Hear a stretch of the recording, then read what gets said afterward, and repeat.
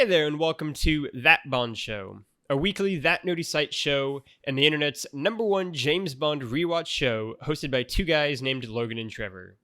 Probably. I'm one of your hosts, Logan Wilkinson, and joining me this week, as always, is my Phoenix son, Trevor Starkey. For England, James. For England, James, indeed.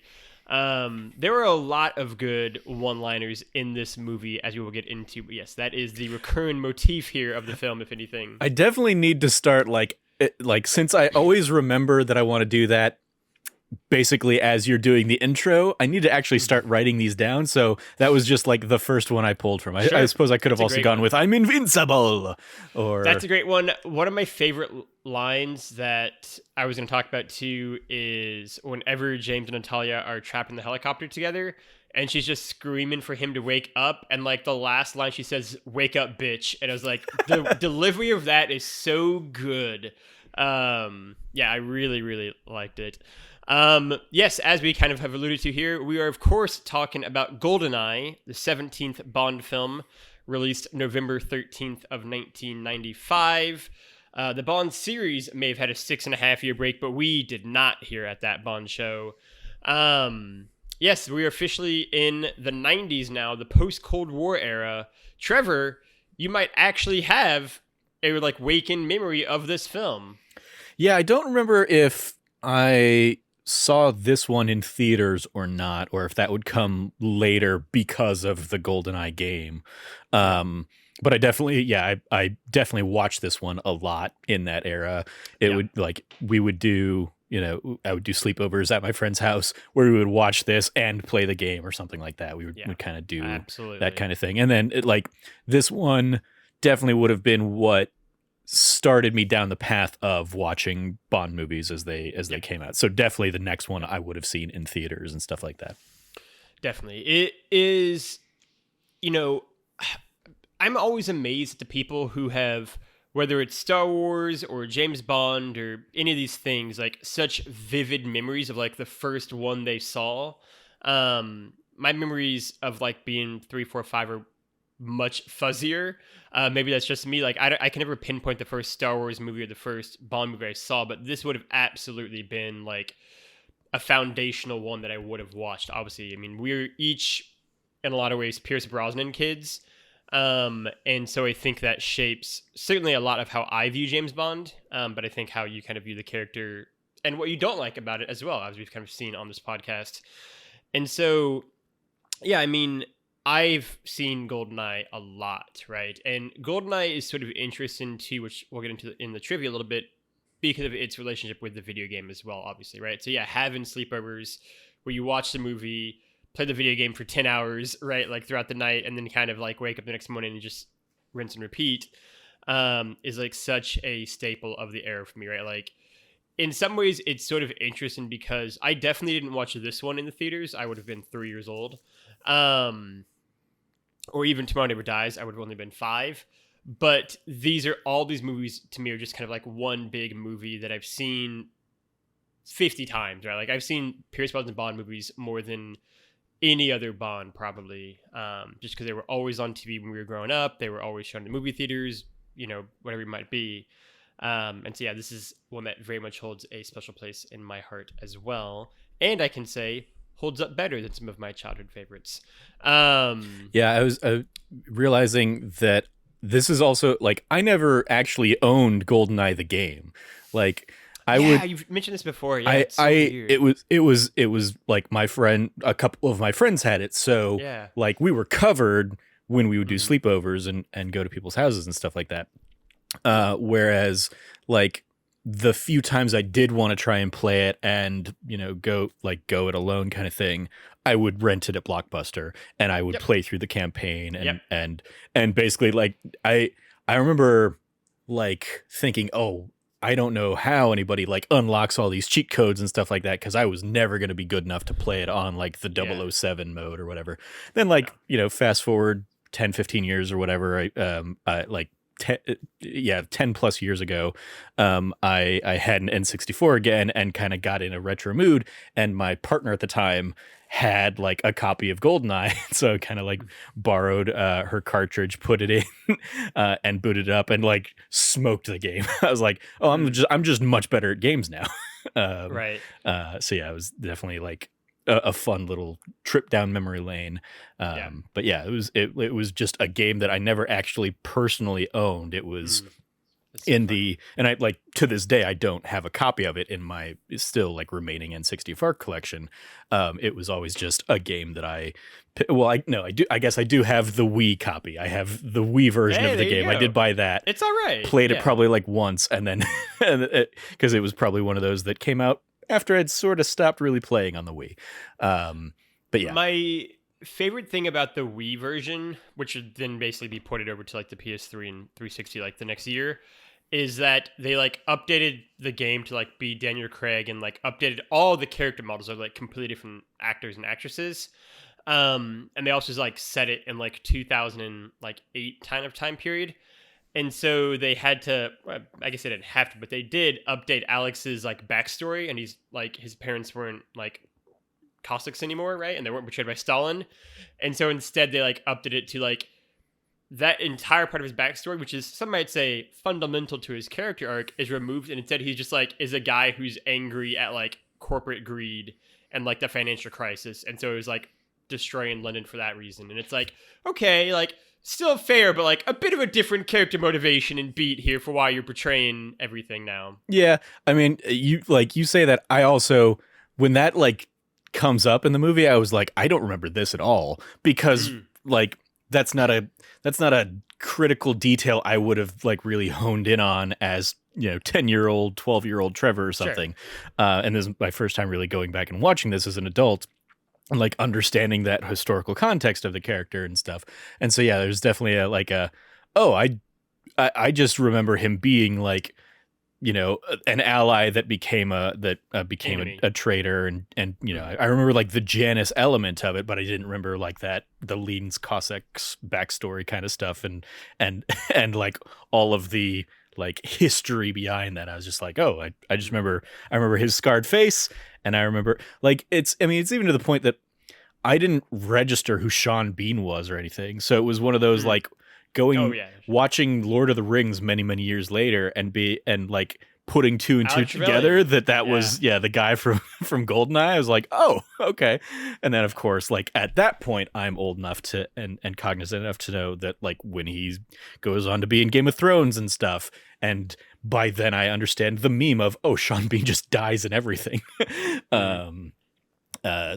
It's fascinating, like revisiting this as an adult and picking up things that I definitely didn't catch or didn't care about at the time, because it didn't factor into the fun elements of the game or something like that. Yeah, exactly. Yeah.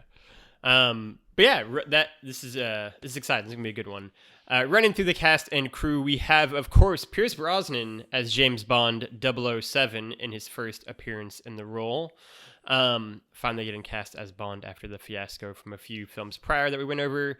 We've got Isabella Scorupco as Natalia, Sean Bean, as alluded to, as Alec Trevelyan, 006. A very young Femke Janssen as Zana Anatop. Shout out to her X-Men days, which again, I always identified her from this movie as well. We've got Joe Don Baker back, this time as Jack Wade. No Felix Leiter in the Pierce Brosnan era because he's missing a leg. We've got Robbie Coltrane as Valentin Sokovsky, Gottfried John as Colonel and then General Orumov, Alan Cumming as Boris, Michael Kitchen as Bill Tanner, Samantha Bond as the new Moneypenny, Desmond Llewellyn as Q, and then Judi Dench as M. The film was directed by Martin Campbell in the first of his two Bond efforts. In the blast from the past section, the president was Bill Clinton, and the prime minister is John Major. This was the first Bond film released in my lifetime, as it was alluded to earlier. I was 3 years old when Goldeneye was released. Trevor was 10 for this movie. We are officially in my lifetime of Bond movies now. The highest grossing movie of the year, I enjoyed this one, was Batman Forever and Toy Story. So two very different films in both quality and tone. And the Houston Rockets won their second NBA title while Michael Jordan was playing baseball. In the Blast from the Past section. Over in the trivia, Goldeneye was a massive global success, shattering the box office records for the Bond series. The film would ultimately take in over $350 million worldwide, $510 million when adjusted for inflation, and become the fourth highest grossing movie worldwide for 1995. It was the highest grossing movie ever for the series at its release, when not adjusted for inflation, taking in over $140 million more than the prior record holder, Moonraker. To this day, Goldeneye remains the eighth highest grossing movie in the series to date, and, importantly enough, Goldeneye essentially set the trend for basically every movie from this point onwards is just going to keep breaking records, inevitably hitting the point where we get to $1 billion movie with Skyfall. And again, this is not in the trivia section, but it's been the recurring note I bring up. This is basically the last serious time that James Bond almost ended, was this 6.5-year gap between License to Kill and Goldeneye, with, as you kind of went through last week, the huge changing of the guard that occurs in the Bond series. Cubby Broccoli is obviously not producing this film. He will pass away shortly after its release. We're in the Michael Wilson, Barbara Broccoli era. And with all the legal wranglings, with the fact that United Artists is basically continuously trying to go bankrupt, it feels like every other year during this period in time. This is probably one of the big serious times where Bond almost was finished. In addition to the whole thing that's discussed in the movie, Cold War is over. Bond's a sexist, misogynist dinosaur. Do we even need this character anymore? Those op-ed pieces and GoldenEye came out. It was a huge success and kind of set the franchise on the path to continued success to date. Alongside Goldfinger and The Spy Who Loved Me, Goldeneye stands out as a hugely important film within the series' lineage, bringing back to life the series after a 6.5-year hiatus and updating him for the modern era.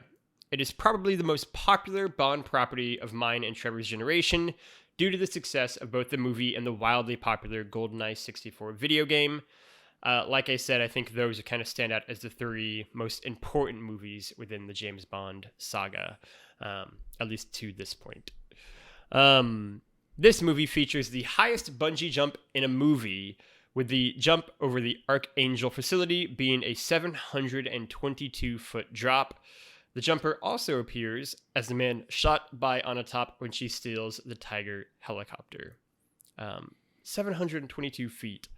Wow. And they definitely got their money shot of that one. Yeah, it definitely, as I was watching that, I thought back to whichever the terrible one with the monastery cliff was, where they talked to, where we saw that, not in necessarily a bungee jump kind of fashion, but I was watching this and even though I've seen this movie many times, I still was watching it and terrified for when he hits the end of that rope. Yeah. What's stopping him from swinging back into the dam and just being bludgeoned to death by the impact? Yeah. It is a really, really great way to open the movie.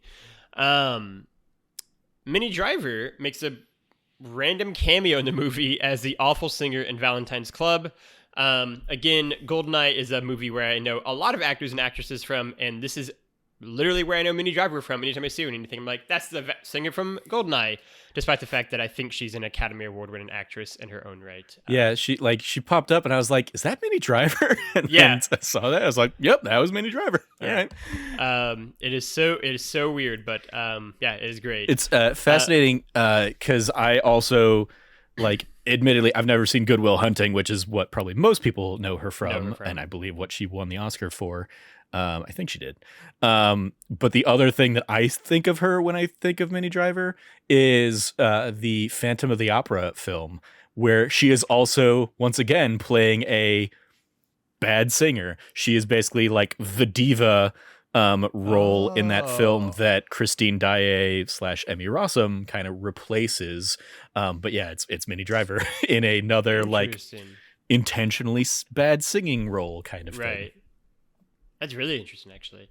That's a really good shout. Go and create one of those letterbox lists of like movies that Minnie Driver is a Minnie bad Driver singer sings in. badly, right? Yeah. Finally, this is the only Bond movie in the series to feature a new James Bond, Moneypenny, and M, with only Desmond Llewellyn as Q, offering any sort of continuity with the prior films in the series.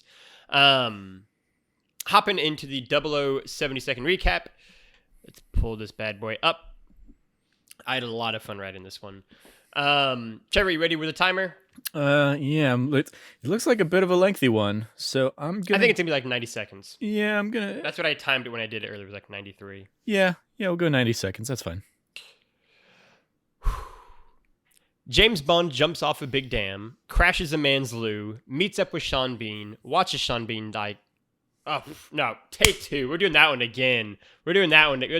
Unprecedented move here. We're going to go through it again here. You ready? All right. New timer. Here we go. We're doing it great. James Bond jumps off a big dam, crashes a man's loo, meets up with Sean Bean, watches Sean Bean die, classic Sean Bean, and blows up a Soviet chemical factory. 9 years later, James is driving the classic Aston Martin DB5 against a red Ferrari. A bad general and Zana Onatop steal a nice helicopter and fly to post-Soviet Russia to steal Goldeneye, an EMP weapon. Zana kills everyone with glee and forgets to check the cabinets where Natalia is hiding. Bond and the new Lady M have a great back and forth. James is called a dinosaur and then hangs with Q to feel better before going to St. Petersburg, where he meets new friend Jack Wade and old pal Valentine, who he shot in the knee in an act of kindness. Minnie Driver sings badly. Bond has Valentine set him up with Giannis, who's a Cossack. Zana tries to kill James, again, in a bathhouse, before he has her take him to Giannis, where it's revealed Sean Bean is actually the big bad. The two catch up before Bond gets a dart in the neck and wakes up to Natalia screaming at him to wake up. The two don't blow up, but are arrested by the Russians, where the bad general kills the defense minister and takes off. Bond steals a tank and pursues before derailing a train and living out a real-life GoldenEye 64 mission with his watch. Afterwards, Bond and Natalia go to Cuba, have a nice chat, crash Sean Bean's party, freeze Boris, give Zana a good squeeze, and drop Alec to his death, not for England, but for James. All right. 96 or 86 seconds. Not counting the like restart time. Okay. I normally let a lot of this stuff slide, but I'm going to jump in. Xenia on a top, not Zana, I think is what you're saying. Valentine, not Valentine for the Robbie Coltrane character. And it's just Janice, not Giannis, for the alter ego of Alec Trevelyan. You aren't always the best with names, and normally I let it slide, but there were just so many where I was like, he's just not getting any of these right. Trevor, how many were killed? All right. This is gonna be a fun one. These, as often is the case, are the body count breakdown from alloutabubblegum.com. In particular, this one was done by AshPD24. They have a total kill count in Goldeneye of 87, with the unconfirmed and uncounted being during the Moscow chase, several cars are crushed, but the occupants are seen getting out. Likewise, Oromov's driver hits several civilians, but he's not going fast enough to kill them. Use the bumper, that's what it's for, is the quote they threw in there. And of the 87, James Bond 007 Pierce Brosnan has a staggering 59 of those kills as he guns down many people at the opening facility as well as later on in the film. Xenia Onatop has a kill count of 15. Alec Trevelyan has 7, and General Oromov has 6. So how many of Bond's 59 are notable named characters? He kills Sean Bean. He kills Alec Trevelyan. He kills Onatop. He kills the general. He doesn't kill Boris. I would say that's just the build and load up, not Bond killing him. And then otherwise, there aren't a lot of other named characters that my mind's kind of racing through. So I'm going to say James only kills 3 named characters. You're correct with Orobov, Zinnia, and Alec. This count does attribute the Boris kill to James as it is a direct reaction to James blowing up the base. But I don't really care either way. Yeah. But they do specifically say Boris is frozen in liquid nitrogen caused by Bond destroying the base. So they had that one attributed to him as well.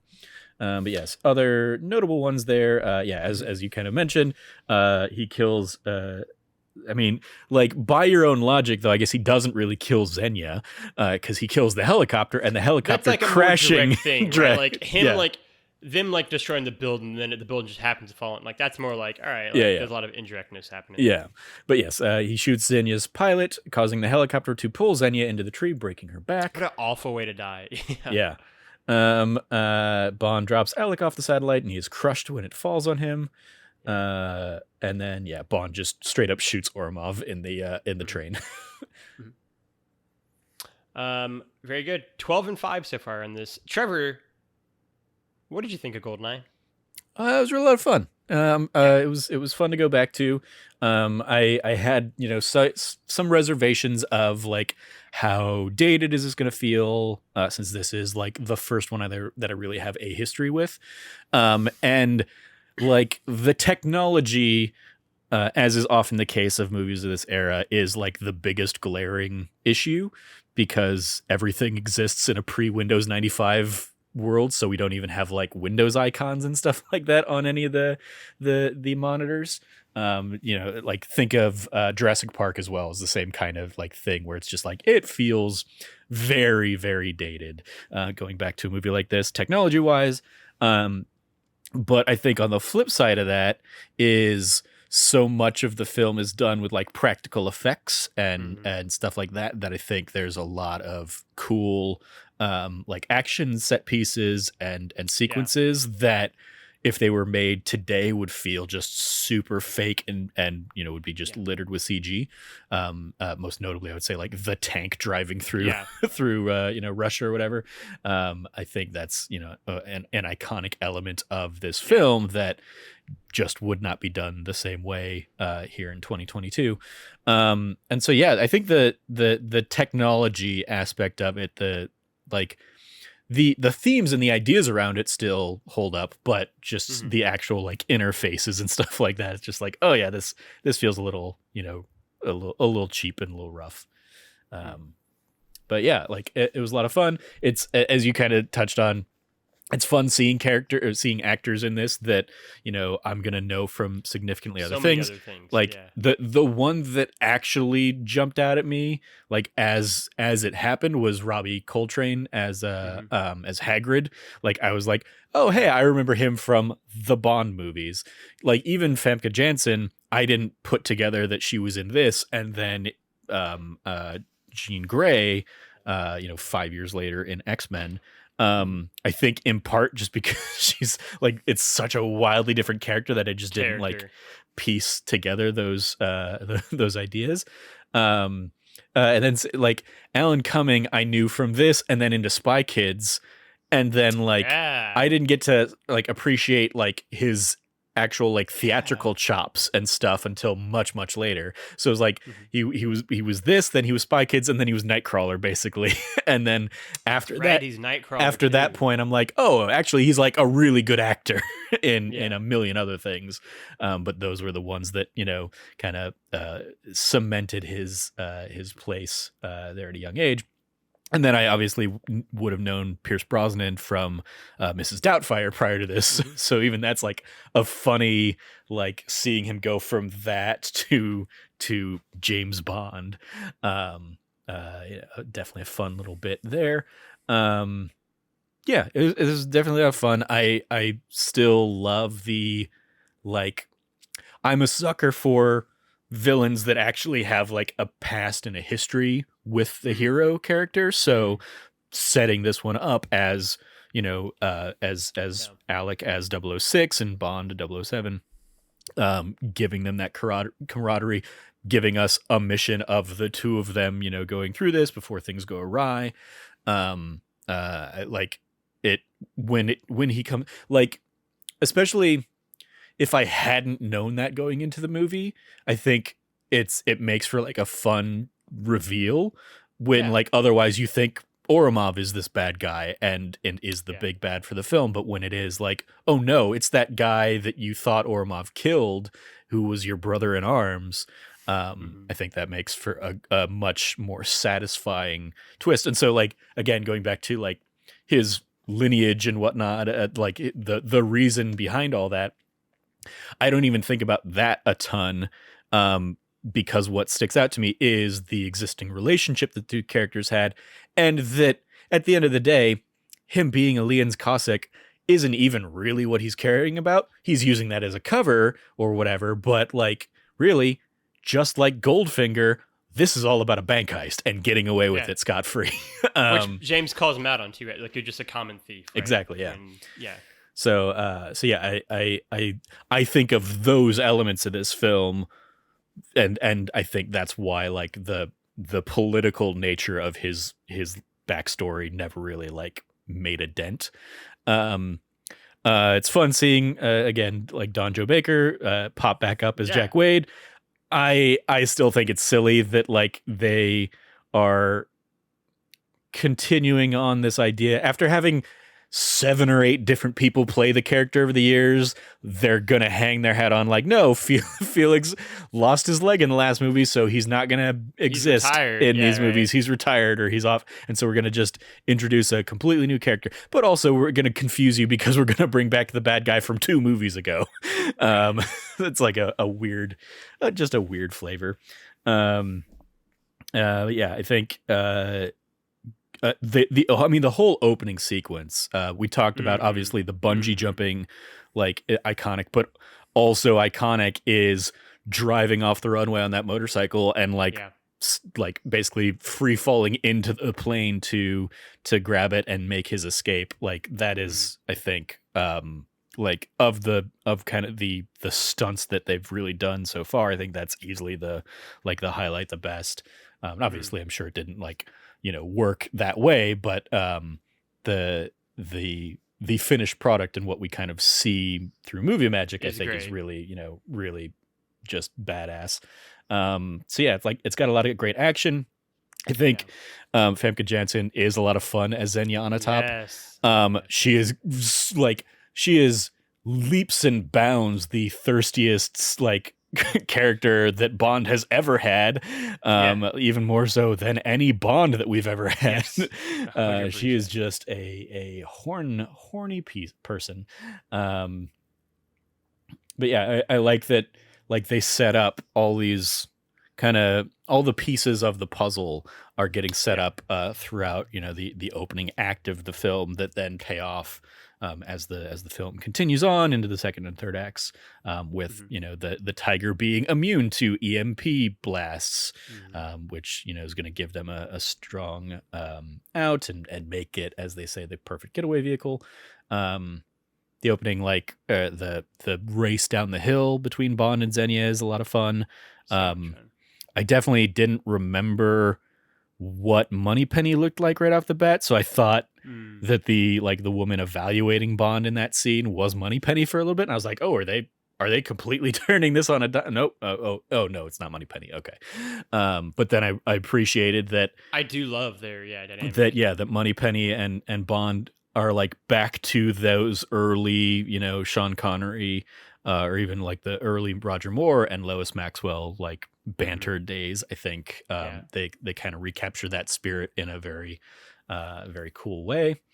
And yeah, I love obviously M, Judi Dench, great as M, immediately calling out Bond for being all of the problematic that he is.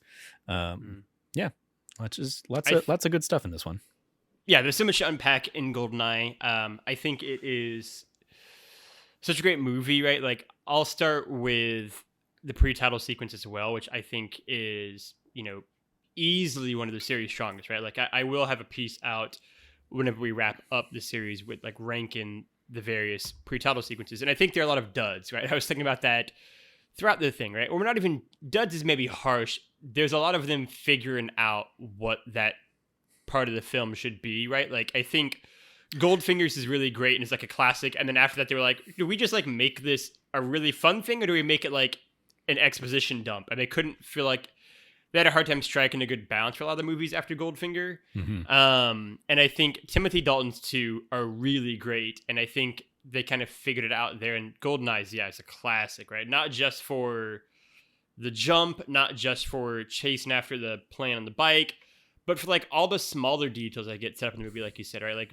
we meet the main bad guy of the movie, or I guess who we think the main bad guy of the movie is. We also meet Alex Trevelyan, see his and James' relationship. That being so good. We have maybe my favorite,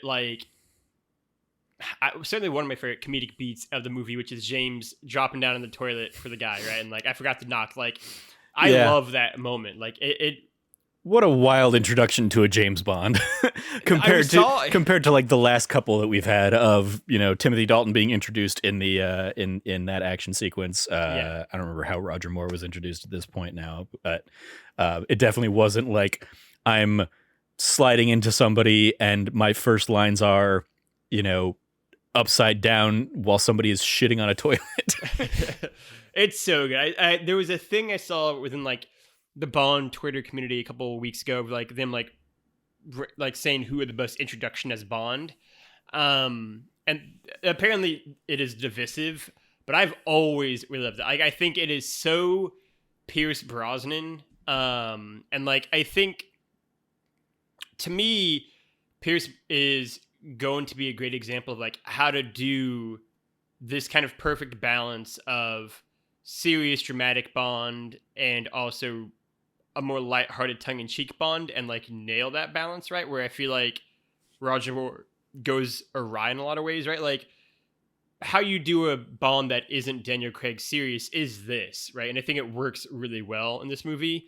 So I love that moment. I think it's really funny. It's so funny. I just want to give a shout out to this note that I had that's basically right after that we get our introduction to Alec, and then I don't know if this was actually the first time, but it feels like the first time Bond is using a silenced pistol for these things, which seems like a very useful tool for a spy to have. So I very much appreciated that he's actually got a silencer on his PPK. I know that in one of the Timothy Dalton movies they did as well. So your fave Timothy Dalton also had it. I think in Living Daylights. And like thinking back, Connery also put the silencer on like one of his early ones. In Dr. But it's not very common. You're totally fair, right? Yeah, it is totally legitimate. I love the fact, like, I think the pre-title sequence is so great. And part of what makes the pre-title sequence fun is that, if you've played Goldeneye at all, the level you've played more than any other is going to be the opening of the game, just for the fact that it's the opening of the game. And so going through like the Archangel base, been like, I've been in these hallways, like I've hopped down that ceiling, like I've done this stuff, and so it's got like that fun element to watching it now, being like this weird double nostalgia almost of like I've done this in the game and seen it in the movie, so it's a great opening sequence.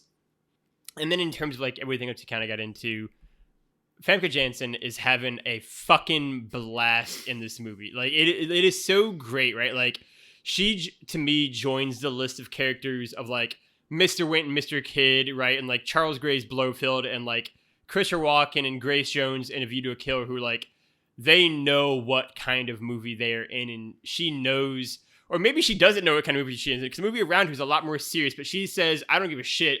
I'm going to have a ball with this character. And she just has so much fun and is like, you've made totally me a character who kills people with sex. Yeah, I'm going to have some fun with that. I'm going to lean into it, and it's great, right? Like, I think her and James's like fight in the bathhouse is such a great sequence. Like, it's so well done. She and Pierce Brosnan have like fantastic chemistry together. And it's great because she, in a lot of ways, is serving as like the antagonist for James for a lot of the first half of the movie until we see Alec again. And they just play for each other so well. Their whole, like, the scene of them in the casino together. Obviously, the car chase scene is great and one of my favorite sequences in the movie. Yeah, like she gets so many great standout moments. And then yeah, like I think one thing that I haven't really touched on yet is I think Natalia is a top tier Bond girl. Like I think she is absolutely fantastic. And a little bit like we said for Kara in The Living Daylights, she's one of the ones who like I could actually see James just like be with after the mission ends. Like their chemistry feels very natural and really well earned, and their moments together work really well. And I love the fact that we get her calling James out on, really calling all of the men in the movie out on their shit repeatedly, right? What her boys with toys line always gets me, right? And then she, along with M and Alec, feed into this narrative of like this being the first Bond movie really that is beginning the process of deconstructing the character of James Bond, right? Like directly confronting, the sexist, misogynist, Cold War relic of a dinosaur, we don't need you anymore thing with M. Then obviously with Natalia at the beach, she talks about how like, James says, it's what keeps me alive. It's what keeps you alone. And then finally Alex with James talking about how like, do all of the drinks silence the sound of all the screams of the men you killed? Or do you find comfort in the women for all the ones you couldn't save? Like this movie really addressed kind of like the mythology of James Bond, I find in really fun and interesting ways. And is like the first one that can really kind of take a look at really deconstructing that character. I think taking advantage of the seeds that were sort of laid with Timothy Dalton's Bond, and then just kind of really going forward from here. And obviously, basically every single Bond movie from this point to No Time to Die is going to have something involved around like the psychology of James Bond and deconstructing that character and getting into this. Like all of Pierce Brosnan movies will, all of Daniel Craig movies are going to be about that. And so it's really fun to see where that kind of began, and I think GoldenEye does it really, really great. Yeah, I definitely had a note in there of like Bond getting sad on the beach, and then Natalia basically coming in and trying to basically smack some sense into him, kind of stuff. Yeah. I will say like she, like, I think there's certainly an element of this that is fueled by hating the escort missions with her from the game. But there is definitely a like, and the KGB headquarters, yeah. There was a harder barrier for me to come to liking Natalia in this one compared to like Kara from a couple movies ago. Okay. And I think because they are almost the same kind of archetype of like they're competent because they serve in like Russia, so they had some kind of training. And they kind of make the jump from, being introduced as almost damsel in distressy to like, being like a full blown competent ally kind of thing. And I think there's an element for me of this one that is like, I can never get over the, like, she doesn't get the chair as the answer for the like you sit on it but you can't take it with you or whatever, because I'm just like, that's like, it just makes her seem very dumb. And I get that like it's Boris's one that's not crazy horny or whatever, but it's still like such a easy thing that like the second it comes up in this one, I'm like, oh, I know what that, like, I remember what that is, or I know what that is. It's not a hard riddle to solve. Right. And so when she like struggles with it later on, it's like, come on, just figure it out. Especially because you saw him type in 5 letters. Stop writing 4-letter answers. But yeah, buns, buns, arse, yeah. But like by the end, yeah, she wins me over, and I appreciate like that she's able to kind of like thwart Boris, using kind of his own tech and stuff like that. But yeah, there was definitely like, as soon as we were in the archives there, I had flashbacks to that, and I was like, oh no, bad, no, forget the game, block out the game. Right. Yeah. I also think, I mean, you touched on it briefly, but like, I think Alan Cummins is fantastic in this movie. He's another character like Femke Janssen, I think, who like totally knows what movie he is in and has a ball. Like, I think those two are just like the prime example of just like, they are stealing every scene they're in. They're so much fun together. Like, I love his Like, he's such a great example of like a character who's like not evil and probably thinks he's like he's you know who Boris is? Boris is the guy who goes to the club and is like, I'm a good guy. Like, how come no one wants to be with me? Kind of thing. And it's like, well, Boris, he just bombed fucking Severnaya, right? And like destroyed an entire building of people, right? Like, that's partially why. Like, maybe you're not that good of a guy. Like, he's got that personality to him and that energy to him. And Alan Cummins plays him so wonderfully. Yeah, it is great. And really the whole collection of villains in this movie, I think, are all so good. All play off each other so well. Like, maybe with like the weakest of them being, you know, the general, just because he just basically has to be like a generic big bad Russian. Mm-hmm.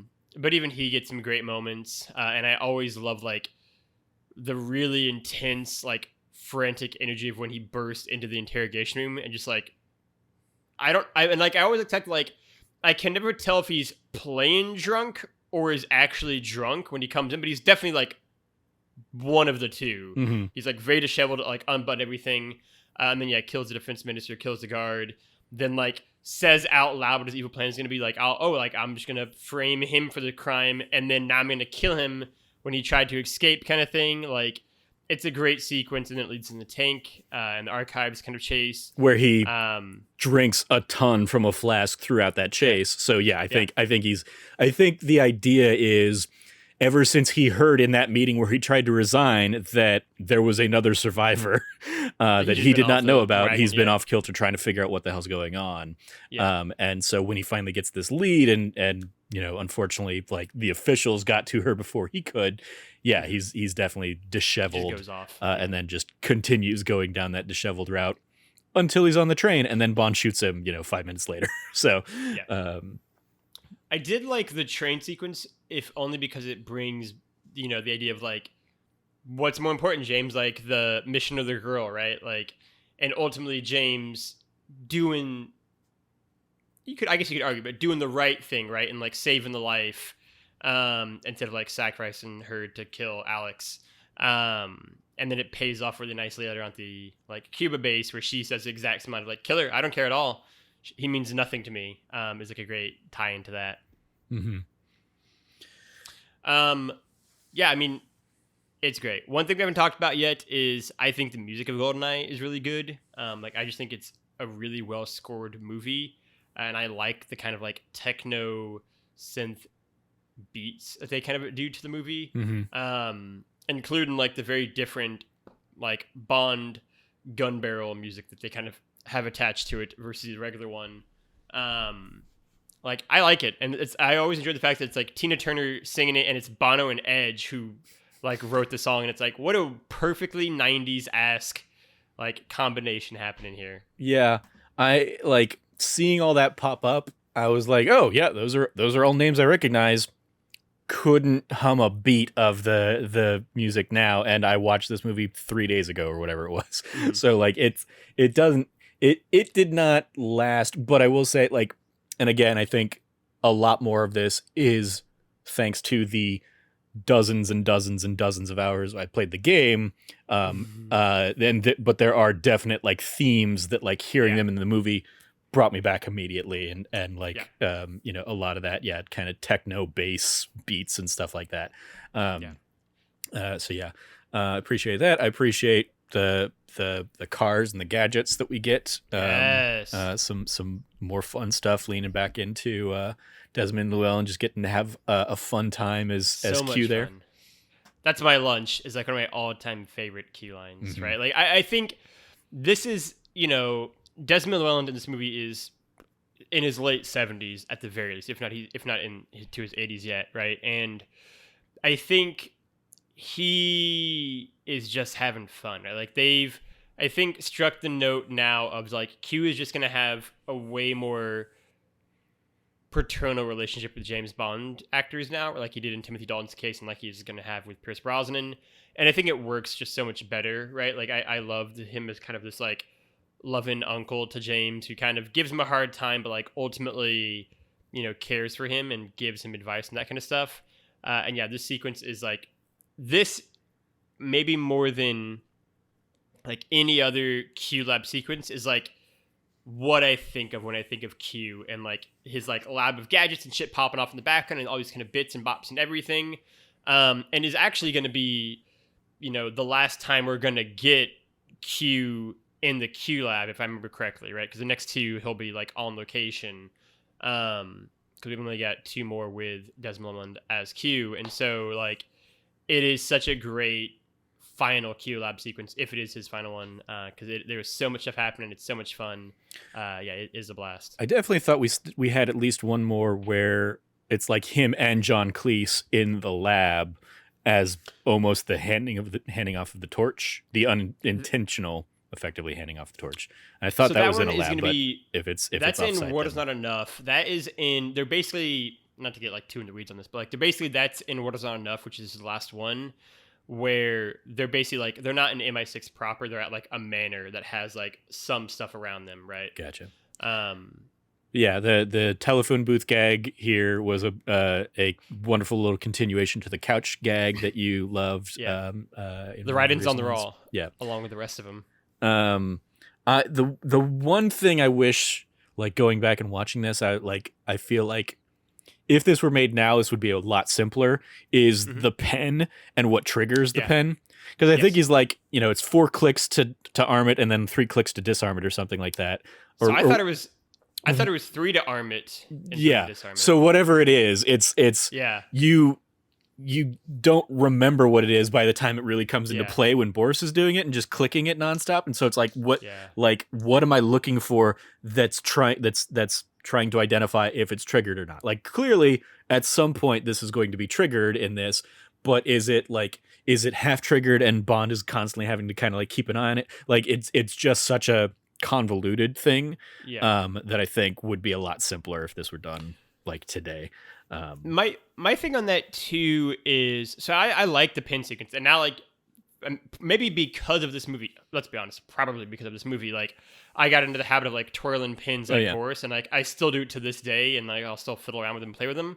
But my thing for that sequence is like it's Boris clicking it in particular. If anything, my issue is that it goes on way too long, right? Like I'd have liked it, like we see Boris clicks pins throughout the movie, and then we get to that sequence, Boris clicks a pin, his pin gets knocked out of his hand, he grabs the fake one, because even that isn't made that clear. It's just like he just has a pin in his hand now. It's like, is that the old pin or the new pin? It's not like zoomed in to show you that it's grabbing the kind of other one.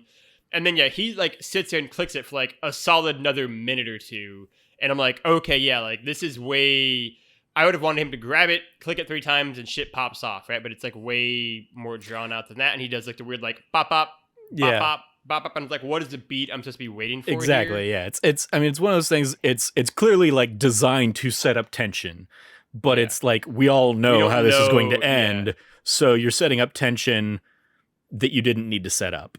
Yeah, and also we don't know what like the fuses almost for like how to go off. That's the other thing. Issue, we don't know how once he does click it 3 times or whatever, how long does he have before Bond, before they all are about to explode. But the final base sequence is great. Obviously the Cuba stuff is really fun. I like Jack Wade. I think it is just a super fun ride all the way through, and I feel even more like comfortable saying like this is very much like the start of like the more modern kind of era of Bond, and it just looks much more of the time than even like the 2 Timothy Dalton ones did, which looked like 80s movies, because they were 80s movies. And this like this very much is like, we're in a different time period for making films. Trevor, what were some of your final thoughts on Goldeneye? I'm trying to think. I mean, like especially if we're saying this is the same Bond, he has once again fallen for the like, thing hidden in a lake, giant thing hidden in a lake at the end of the movie, because obviously the dish comes out, much like just like in You Only Live Twice. Yeah, they would have gotten away with it if they hadn't shot him. If they hadn't bothered shooting him. Yep. Or in Moonraker, actually, the same thing happened there. Just leave James alone, and you won't get your plane discovered. Yeah. Yep. I appreciate it. I took a note when we're getting the like exposition dump with Wade while he's like fixing a car, I was like, that's a fun thing. Like, this could have easily been just like a scene of them driving to, Valentine's or whatever. But like the fact that like the car is such a piece of crap that he has to like break it down, just whack it with a mallet. And while he's doing all this busy work, he's just telling Bond, like, here's who knows what you need to know. Here's who your contact's going to be. And I love that it, even that has a sense of history behind it of like, he's got a limp. Yeah. Who you think gave him the limp? Fun little professional courtesy back and forth there, and I appreciate, especially since I know he's going to be back, I appreciate that it it's setting up a longer kind of play there. I did appreciate Natalia kind of duping the computer salesman person to get access to a computer to identify and track down Boris and figure out what was going on. That was a nice little beat there. There was definitely less Judi Dench than I was anticipating in this movie. Like I'm sure it's because we'll get more of her in further movies down the line, but it was definitely like, I felt like there was more, just in my memory, I thought there was going to be more Judi Dench here. Yeah. But really there isn't. And she is just largely filling the very traditional M role of introducing the mission and sending him on his way. And we get like an extra bit there of her calling out the misogynistic dinosaur that is James Bond. Yeah. Yeah, I think they definitely, to some degree, I think they didn't know the talent they had on their hands to some level with Judi Dench, and I think you'll kind of see her role continue to kind of expand largely with each movie going forward, especially Pierce Brosnan's last two, and then obviously Daniel Craig's. They give her much more of a presence and much more of a role in those movies as they kind of start to develop that relationship more. I think for the Jack Wade stuff, I liked it, both the reason you said of like, that could have just been them in a car and like just driving and that be it, but like this is a way more engaging and like active exposition dump. But also for the scene before that where Bond meets Jack Wade and he's just like, oh yeah, like it's, cold as hell out here, yada yada yada, let's just get to the kind of thing. And James is like, what just happened? Like, I love the fact that it's like kind of subverting the usual like Cold War espionage, Tinker Tailor Soldier Spy, everyone's got to have code words and passwords, and he's just like, I'm a good guy, you're a good guy, we know we're a good guy, let's just go on, let's just do this. I clearly know that was your code phrase, so let's just go on. And I love that the payoff of Bond set like forces him to actually kind of complete the phrase and show him the rose. That's so certainly an iconic element of the movie as well. Absolutely appreciate that. Otherwise, let's hop into the wrap up stuff here. Trevor, for Villain's Corner, I think we're pretty clearly going to do both Onatopp and Trevelyan. Okay. Yeah. So where do you want to rank Alec Trevelyan? Oh, I put him at the top of the list. Yeah, I agree. Again, as much as we love Franz Sanchez last week. And he's fantastic, to be clear, to Franz Sanchez. Yeah. It's such a misfortune the very next movie is just better. Yeah, I mean, he's still the number 2 spot, but it's just the Sean Bean factor already, a good element of that. But the actually having a history with Bond in the same way we obviously talked about Uncharted on a few of our recent gaming podcasts, and the relationship between Nathan and Rafe makes that dynamic so much more compelling. I think here it's the same kind of thing. I'm curious if you know this, how like, because we've obviously seen glimpses of other double O's throughout the course of the series up to this point. Do you like, I'm sure people have this, but like, are there like double O's that like we still haven't seen in action kind of thing? And also like at some point, do you just stop being a double O and is there just somebody who's Agent 010? That's a great, so the second one's easier to answer. Well, I mean, that's not true. The second one is more fun to answer in the sense of like, there is definitely like a split among like fans of like whether or not there are only ever 9 00 agents at a time, or if they go to like 0010, 0011, 0012 kind of thing. I think I like the idea of them doing like a 0010, 0012, 0011 kind of thing. They've never done that. They only have ever gotten to as high as 009. So we would say, I guess, on screen, canonically, they've only ever been up to 9 00 agents at a time. In terms of the other one, in terms of 00 agents not shown on screen, technically, if you want to be like kind of bullshitty about it, you can argue there were 9 chairs for 9 00 agents in Thunderball. So like technically every 00 agent has been in a movie from that. But like named 00 agents, they've never done 001. I know for sure it's never been set on screen. 002 has been actually in quite a few movies. Usually it's the guy who dies, like in Octopussy or Man with the Golden Gun. Shout out to Bill Fairbanks. 006 is obviously he's here. 007 is James. 009 is another guy who dies. He was the guy who they found in A View to a Kill, who had like the little locket. And then 005 they've never done, and 004 I'm not sure if they've ever done. So there are a few that haven't gotten like on-screen name drops, but they've been like shown in the Thunderball chair. Well, so I thought like, and obviously I guess it doesn't get like, they don't get specified by name, but like the other 2 agents that die at the beginning of The Living Daylights are also 00s. Yes. So only one dies. The other one, only the one who gets cut from the rope dies. The other one gets shot with a dart and is knocked out of the game. Right. Okay. And I think that one who dies again is a 002. I think don't be 002 as we're learning in the Bond series. That's the one that's going to get you killed for exposition. But yeah, that's a really fun question actually, Trevor. There are definitely actual lists that have that, but I feel pretty good with my run through there. Yeah, I mean, I agree. Alex is great. Again, this is going to become a recurring theme for the rest of the segments, but it is really unfortunate that this is the follow-up to License to Kill for License to Kill's sake.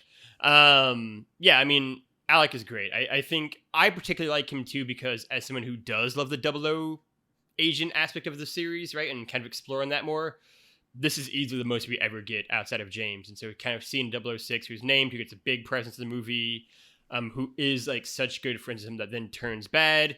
I think his motives for betraying MI6 are really great.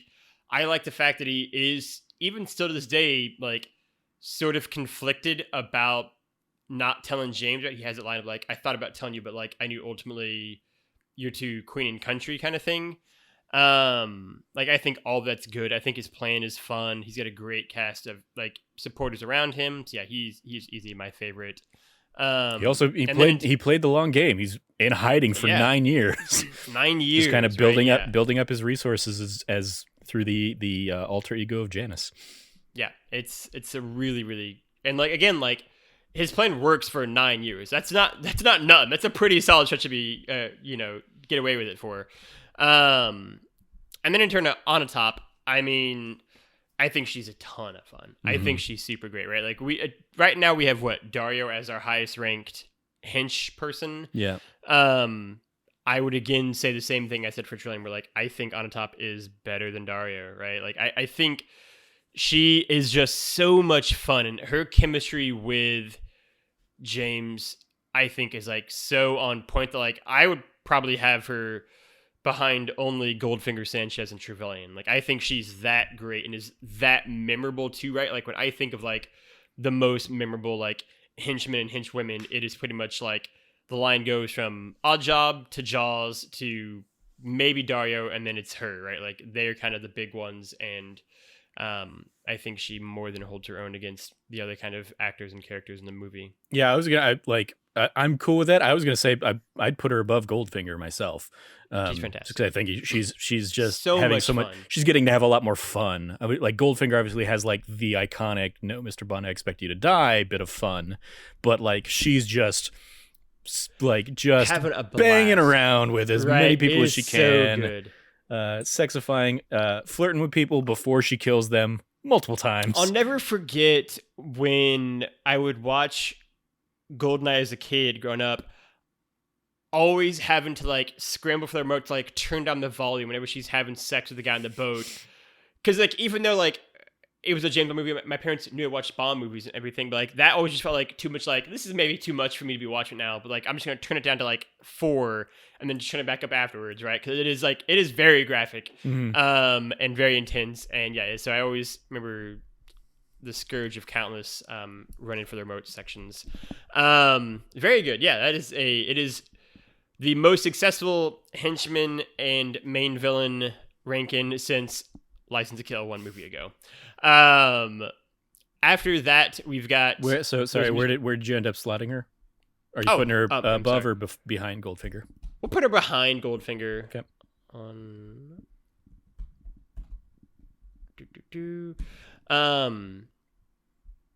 Still mixed top 5 though. Still mixed, yeah. Number 1 and number 4 for the movie is not too bad, I would say at all. In terms of those musical moments, I think this is a totally solid one. I would put it behind Goldfinger, but above everything else just because I like it. I think it's fun. I think it's got a lot of good themes to it, if it's not quite as distinctive as the 3 above it in Goldfinger, Live and Let Die, and Nobody Does It Better. Fine by me. I watched this less than a week ago, and I already couldn't hum a single beat of the Goldeneye theme, which should seemingly be way more cemented in my mind than it clearly is. Yeah. In terms of QLab, we got the watch, which did have a great payoff in terms of like Alec taking the watch because he knew that it's a QLab gadget, and him having the older model. I always like that line as well. And do I just do this and it deactivates the remote mines that especially like there's even a fun like meta thing there because like I think of all those levels we played of Mines Only or something like that, where we did have to pull up and click the watch to to detonate and blow up our friends. Shout out to that. It is very, very good. It's a great gadget with a great payoff. Exploding Band we've talked a lot about. And then obviously both the Aston Martin DB5. Seeing it come back is so great. I love to kind of have that car come back. At this point, we haven't seen it since Thunderball 30 years ago. Does it really? Is it really a gadget in this one though? Like he really just uses it as a race down the hill. Yeah, it's a great race, right? And then I did like the fact that we're in the BMW era. This one has exactly no gadgets because it was a brand new car and they couldn't do anything to it. But it's a nice car. It does have Stinger missiles in it. We just don't see them get used at all. I guess technically the Aston Martin also has he like uploaded the pictures to it to like print out, right, and had a little recording from Moneypenny in that. So it has a gadget, yeah. It's got the center console Bollinger holder. Yeah, that's right. Yeah, that's absolutely right. And you also have the belt that has a whole bunch of like wire to it. Yes, I did like the gag of like they set it up of like, oh, what if I need more than one person with me? And then he doesn't actually need it because Natalia falls, and so he can just do it himself and be fine. So Cube can not worry about what would have happened. Trevor, what are your final thoughts, reviews, and ranking of Goldeneye? Lots of fun, good old time. Not as easily as I thought it would have, a month ago or whatever. But it takes my number 1 spot. Like the Dalton stuff I really liked and gave it a real like good run for its money. But this I think still like it continues the darker tone. Especially like there's also like we didn't really touch on this, but like I do like that the opening is 9 years earlier, and so like Pierce Brosnan made up and kind of and dressed to look younger in that sequence. Yeah. Compared to what we see kind of after the credits. So I certainly appreciated that element, but it's very much like continuing on with this still like world weary and like more realistic interpretation of Bond. Like I could have very easily seen Timothy Dalton doing this movie with the Bond that he had set up. Because he wasn't unafraid to throw in his quips here and there either. Yeah, absolutely. So I think he has a lot of the same charm as the Timothy Dalton one. But the just the plot and the the stakes of this one I think are a lot more fun. The action phenomenal throughout. Ton of fun there. And then of course like this is the one that's going to benefit most with the nostalgia bump from me, especially Yeah. because I know that, you know, it's a high point here in the Brosnan era, and I'm Maybe not not. expecting I'm not expecting from what my nostalgia is telling me the next movies to be better than this. So like getting to enjoy that before, you know, it's that it's that, you know, the first Roger Moore movie that I didn't hate kind of thing again. Yeah. Here it's oh, like this is fun. Even the future ones, I know they're still going to be fun in them, They're and gonna be that fun, Brosnan's yeah. going to be good. It's that the plots and whatnot are going to just Yeah. become, and some of the supporting characters are just going to be like, this is terrible. But yeah, and then I think the Craig stuff that once we get to, like, well, admittedly, Casino Royale can also have a pretty strong nostalgia bump because of, you know, it's what, 15 years ago at this point or something like that. It's still not going to feel that old compared to this. That is like, this is very iconic element of my childhood. I was 10 years old. I spent weekends upon weekends upon weekends hanging out with friends, playing through Goldeneye and like enjoying these stories and these characters and stuff like that. So yeah, it takes my number one spot, but License to Kill and Living Daylights in particular are still like solid number 2 and number 3 for me. Absolutely, yeah. I think you hit the head on the nail too, right? Of I think this is possible. Like, this is our James Bond, right? And so, like, even when we get to Daniel Craig, right, like, that is just not the Bond we grew up with, right? And so, even though, Casino Royale was 15 years ago, it's just like, but Daniel Craig is still James Bond, right? Like, so it doesn't feel that long ago because he's just still the Bond actor we currently have technically, right? And so, versus this being like, like we were kids growing up in school, and so much of it is tied up to playing the games associated with this, right? Whether it is Goldeneye itself proper, right? Or the Tomorrow Never Dies, What Is Not Enough video games, the ones for the PS2, right? Of like Nightfire, Everything or Nothing, right? Like there's so much tied into the nostalgia of the Pierce Brosnan era and growing up with those ones. I think it is absolutely standout. I mean, I give Goldeneye a 9 out of 10, right? I think A for sure. I think it's fantastic. I think it's really, really good. One of the things I didn't get to mention earlier that I think is really smart about the movie is the fact that it spins basically the first 2 acts of the movie almost on parallel tracks, like following James and Natalia's stories, and they don't really mix. And so when they do finally come together for like at the helicopter sequence onwards in that last act, the film is just flying forward. It is like all speed ahead, and they've set all the pieces up to now kind of really start knocking them down. And I think it's got such a great momentum to it from that point onwards. It is so well paced from there, and you get so many great action sequences back to back to back. I really like Natalia. I am less scarred from the GoldenEye 64 escort missions. And I think Sean Bean's action villain is one of my all-time favorite movie villains, let alone Bond villains. I think Anna Top is a classic kind of villain baddie, and she just has so much fun, Famke Janssen, playing the character. I like Jack Wade. I think he's really funny and goofy and dumb, and exactly what I would think a British person writing an American character would write. It seems totally banging the money for that.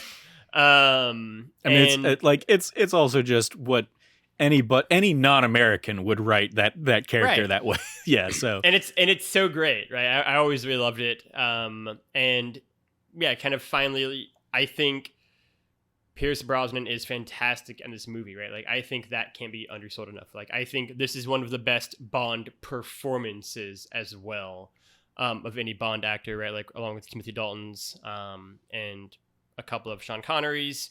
And so for me, coming into this, I knew that it was going to be one of my obviously top ones. Ultimately for me, I have it ranked second, which is a mild surprise. I still like Goldfinger just a little bit more, if only because I think it's just like a hair tighter. But it is fantastic. That is in no way an indictment of how great this movie is. I think Goldfinger and Goldeneye are like a clear step above every other movie on my list. I think they're both fantastic, and it is a little bit of a mostly Any Given Sunday kind of thing. They're both great movies. One thing that I don't know if you necessarily brought it up, but like in you talking about it sparked me. I think there's also an element we've talked a little bit on and off over the course of the series of like Bond as an evolution of the action movie genre since its time, and this very much I think it helped in part by the long gap between the Dalton movies and this one, like means this one doesn't hit the same like growing pains as like late 80s early 90s action movies kind of stuff, and just kind of really gets to hit and like learn all the lessons from the 90s action film. Like we're removed enough from the 80s big bombast to like even just, I mean, again, like the visual fidelity and quality of the camera work in the opening sequence immediately is like, oh, this is on a different level. Like, a different level. There have been advances in camera technology that make this a much better reproduction of the film, I'm sure, at this point, also because this one probably got the most love of anything because of its lineage. But like it looks like a modern film. It looks and feels like a modern film, minus what now would be CG, like again going back to the practical elements of, you know, model work and explosions and stuff like that, which I think gives it a timeless feel too, which is nice. I think shout out to that, and like hitting a lot of those like 90s action feeling moments. It, like even the beats of you know, the closing beat of everybody, like all the Navy SEALs or whatever, the Marines or rather, like coming out of the ground in their ghillie suits just after Bond has said like there's nobody around within 25 miles or whatever. That is easily the best like Bond and the love interest getting interrupted at the end of the film beat that we've had among any of these. Every other one like feels really dumb and like they throw corny jokes and whatever. Like this one, like earns it and feels good, especially because it had been set up earlier that Jack was going to be back with help. The Marines. Yeah, I agree with all that so much, right? And I really do think this movie benefited from that 6.5 year break so incredibly much, right? Like we didn't get into the trivia, but like it is going to be the longest gap between any two Bond movies. It's a few months longer than the gap between Spectre and No Time to Die. And I think it helped it so much, partially because it is such a cleaning of the house moment, right? Like Cubby Broccoli's gone, right? Like John Glenn is gone as director, right? The title sequence guy, Maurice Binder, is gone. John Barry's not doing the score anymore. We have a new Bond, we have a new M, we have a new Moneypenny, right? Like the writers are changed over. We have new producers on board. Like so much of like the series stalwarts have all just been like cleaned out. And so not just do we have time to kind of reflect on the state of like action movies over the last 6 years, we've got a huge fusion of new blood coming into the series. Probably like the single greatest point where like everything changed in the series other than when it started in 1962, right? Like this is even more drastic than it would be when we get to Kissing Around in terms of like just clearing everyone out. And so I think it benefits so much for 6 years because it allowed that to kind of just like naturally occur as well. It is absolutely fantastic. I could literally talk about Goldeneye all day long. I think the movie is so much fun. But alas, we can't. Running through our current rankings though, we'll go top to bottom because, you know, we've already done it. I would say Trevor, like at this point they're getting so long that maybe we just worry about the top five. Yeah. And then like, you know, maybe once we're done with Brosnan's era, we check in with like a full list or something everything. Like that. Yeah. I'm fine with that. Trevor's got Goldeneye, License to Kill, The Living Daylights, Goldfinger, and The Spy Who Loved Me as his top five. I've got 4 of those 5 in mine. My top 5 looking like Goldfinger, Goldeneye, Live and Let Die, The Living Daylights, and From Russia with Love. As a great set of films, kind of all the way across. Otherwise, that's the show. We're going to do Bond on Bond 3 movies from now, but suffice to say, Pierce Brosnan is fantastic as James Bond. Outside of that, if you like what you heard or watched, I should say, on this YouTube exclusive podcast series, you should go to youtube.com/thatnerdy site, where you should already be. Hit the like button, hit the subscribe button, hit the little bell notification to get notified when a new video goes live Monday through Saturday over at That Nerdy Site on YouTube. And leave a little comment. Tell us what you think of Boris. Tell us what you think of Natalia on top, Alex Trevelyan. Where does Goldeneye rank in your favorite Bond movies? Hopefully very, very high, because it's really, really good. Outside of that, you can go over to thatnerdysite.com and check out all the latest written reviews, features, podcasts going live there Monday through Saturday. And in addition to that, you can go find Trevor at Trevor J. Starkey on the internet. Trev, anything that you want to plug or shout out? Go check out That D Plus Show. We are in the throes of Pixar month. Hopefully people will join me for some of these movies. They didn't join me for Turning Red, so that one ended up being just me talking about it. But you can go catch That D Plus Show on YouTube or podcasts. And yeah, sometimes we do fun themed months like Pixar month. So go check that out. I encourage everyone to go check that out. I concur. I always love a good theme month, really on anything, but That D Plus Show in particular, it's a lot of fun when Trevor kind of organizes these. You can go find me at Lefty Logie or Lefty Loggy, Loggy on the internet. Like I said, give a shout out to That D Plus Show. Go check out Turning Red, Monsters Inc., Luca, and A Bug's Life, pretty much all of which should be out for the most part, or almost out by the time you listen to this podcast. And I'm sure they're all great podcasts. Great conversations. I will also give a shout out to That News You Care About, which recently celebrated its 100th episode, as well as giving a shout out to That Nerdy Site show. And what the hell, I'll give a shout out to Let's Plays going live Tuesday and Thursday from Trevor, and every Friday for Friday Night Dying Lights with Cameron. Oh boy, howdy. You can also go over to thatnerdysite.com. Nope, you can find That Nerdy Site at That Nerdy Site all across the internet, and find all those happenings on our Twitter feed over there.